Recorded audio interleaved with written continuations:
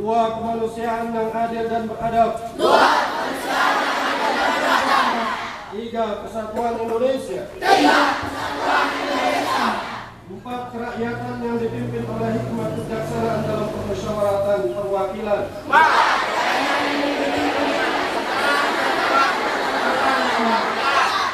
5. Keadilan sosial bagi seluruh rakyat Indonesia.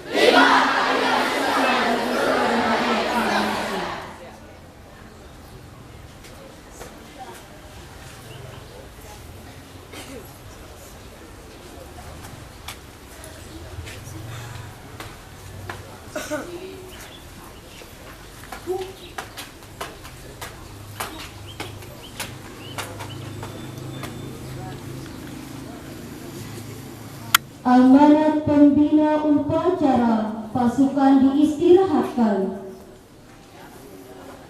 Untuk amanat, istirahat tepat. Nak.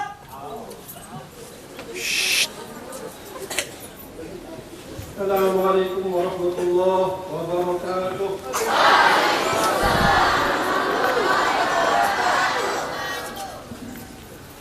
Alhamdulillahilladzi manna 'alaina ni'amahu wa ala'ahu wa manna 'alaina bi irsali anbiya'ihi wa rusulihi kama andal istiqlal min ni'amihi wa ala'ihi. Asyhadu an la ilaha illallah wahdahu la syarika lah wa asyhadu anna sayyidana Muhammadan 'abduhu wa rasuluh. Allahumma shalli wa sallim wa barik ala sayyidina Muhammad wa ala alihi wa ashabihi ajma'in. Amma ba'du. Yang saya hormati segenap kepala yang ada di lingkungan Yayasan Pendidikan Al-Halimi dari RA sampai MA, ketua-ketua pondok, baik pondok putri ataupun pondok putra. Yang saya hormati para dewan guru yang ada di Yayasan Pendidikan Al-Halimi dari semua jenjang dan semua tingkatan. Yang saya hormati, dan saya sayangi para santriwan dan santriwati Yayasan Pendidikan Al-Halimi dari semua jenjang juga. Alhamdulillah, kalau pada pagi ini kita bisa berdiri tegak di sini, bukan karena kita kuat berdiri. Kalau pagi ini kita bisa hadir di tempat ini, bukan berarti karena kita kuat berjalan. Kalau nanti sampai selesai, kita bisa tetap berdiri dengan tegak, bukan karena kita kuat semata-mata. Tapi semua itu adalah karena nikmat dari Allah Subhanahu wa Ta'ala. Allah lah yang meringankan langkah kita. Allah lah yang menegakkan pijakan hati kita. Allah lah yang memberikan kita tenaga sehingga kita bisa menyelesaikan nanti upacara ini. Maka bersyukur kepadanya adalah kewajiban kita, dan mudah-mudahan dengan kesyukuran itu Allah Subhanahu wa Ta'ala akan menambah nikmatnya untuk kita. Salawat dan salam semoga Allah sampaikan kepada junjungan alam Nabi Muhammad sallallahu alaihi wasallam, juga pada keluarga dan para sahabat beliau. Mudah-mudahan kecintaan kita kepada tanah air kita itu adalah bukti bahwa kita mengimplementasikan keinginan dan harapan Rasulullah sallallahu alaihi wasallam. Beliau juga adalah manusia yang cinta pada tanah airnya.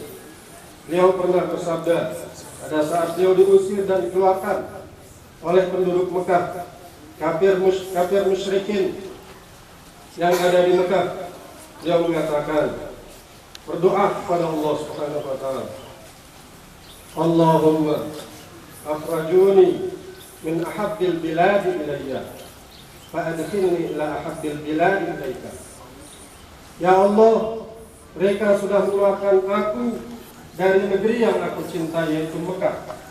Maka masukkanlah aku dengan kehendak-Mu ke negeri yang paling Engkau cintai, yaitu Madinah. Maka kecintaan terhadap tanah air kecintaan terhadap negara itu adalah bukti dari keimanan kita kepada Allah Subhanahu wa taala. Bersyukurlah Allah sudah memerdekakan negara ini karena pengorbanan dan perjuangan para pahlawan dan para syuhada yang sudah mengorbankan semua apa yang mereka miliki, tenaga, waktu, harta, bahkan jiwa mereka korbankan untuk kemerdekaan negara ini. Lalu apa yang bisa kita lakukan? Kita tidak ikut berjuang bersama mereka. Kita tidak ikut berkorban untuk memerdekakan bangsa ini. Setahun yang lalu kita tidak melaksanakan upacara seperti ini karena musibah gempa, dan kita pun menganggap diri sebagai korban, dan orang pun di daerah yang lain dan di negara yang lain menganggap kita sebagai korban. Korban apakah kita sebenarnya? Korban siapakah kita sebenarnya? Apakah kita korban gempa? Gempa itu melaksanakan perintah dari Allah Subhanahu wa taala. Apakah korban dari Allah? Allah tidak perlu berkorban. Kita menganggap diri sebagai korban, mungkin karena kita tidak pernah berkorban. Allah ingin mengorbankan kita. Allah ingin mendekatkan kita kepada dirinya. Mungkin karena kita terlalu jauh dari Allah Subhanahu wa taala, maka Allah ingin mendekatkan diri kita kepadanya. Didatangkanlah gempa, dan kita pun menderita karena gempa itu. Tapi penderitaan itu tidak menjadikan semua kita dekat kepada Allah Subhanahu wa taala. Bahkan banyak yang mencaci maki Allah, bahkan banyak yang menyalah-nyalahkan Allah, bahkan banyak yang mengatakan Allah itu tidak adil. Kenapa? Karena kita beriman. Kenapa didatangkan gempa? Kita rajin sholat, kenapa didatangkan gempa? Kita puasa, kenapa didatangkan gempa? Kenapa tidak didatangkan gempa itu di daerah-daerah yang tidak mengenal Allah, yang tidak beriman kepada Allah, yang tidak menyembah Allah? Allah ingin kita, orang-orang yang beriman kepadanya ini, lebih dekat kepadanya. Karena itulah gempa itu dikirimkan kepada kita semua. Dan alhamdulillah kita survive, kita bisa bertahan, dan tidak ada yang keluar dari kita dari keimanannya. Alhamdulillah, mudah-mudahan apa yang terjadi pada tahun yang lalu berupa gempa, dan walaupun itu hanya isu tsunami, bisa mendekatkan diri kita kepada Allah Subhanahu wa taala. Karena keinginan kita untuk berkorban, keinginan kita untuk mendekatkan diri kepada Allah Subhanahu wa taala.